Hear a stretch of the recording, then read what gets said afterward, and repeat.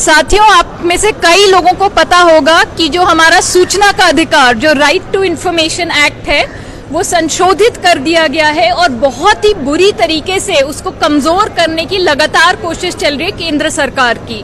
हाल ही में एक data protection act, digital personal data protection act, जिसको कि शॉर्ट में डीपीडीपी एक्ट कहा जाता है, वो लाया गया है और उसमें सरकार ने सीधा सीधा ये बोल दिया है कि अब से सूचना के अधिकार में कोई भी व्यक्तिगत जानकारी आपको नहीं मिलेगी।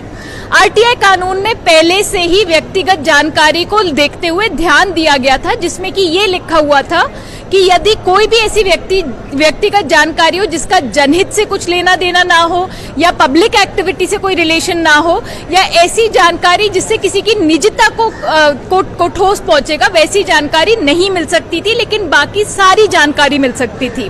डीपीडीपी एक्ट के माध्यम से सरकार ने क्या करा है, ये सारे प्रोविजंस, ये सारे प्रावधान हटा के सीधा सीधा बोल दिया कि अब से आपको कोई व्यक्तिगत जानकारी नहीं मिलेगी। अब इसका असर आप सोचिए, लोग आरटीआई डालते हैं, पूछते हैं कि ये कौन से पूंजीपति हैं जिनके लाखों अरबों रुपए के बैंक लोन्स माफ कर दिए गए। आफ्टर ऑल, जब वो बैंक लोन माफ होते हैं तो आपके और मेरे टैक्स पैसे से उनकी भरपाई होती है।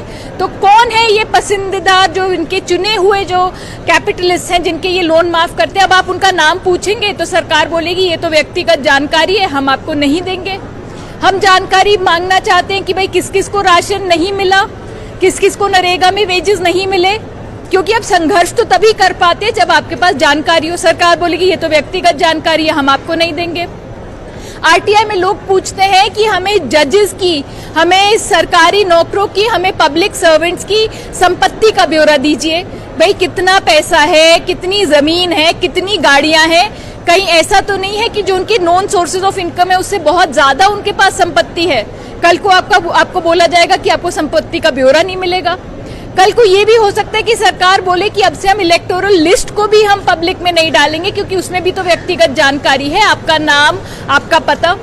तो इस तरीके से यदि ये कानून जो ऑलरेडी संशोधित हो चुका है, इसको अगर वापस नहीं लिया गया तो आज से बहुत मुश्किल हो जाएगा हमारे सूचना का अधिकार का हमारे लिए इस्तेमाल करना और सरकार से जवाबदेही मांगना। इसलिए हम चाहते हैं कि ये संशोधन सरकार वापस ले और आरटीआई जैसा था वो वैसा ही रहे।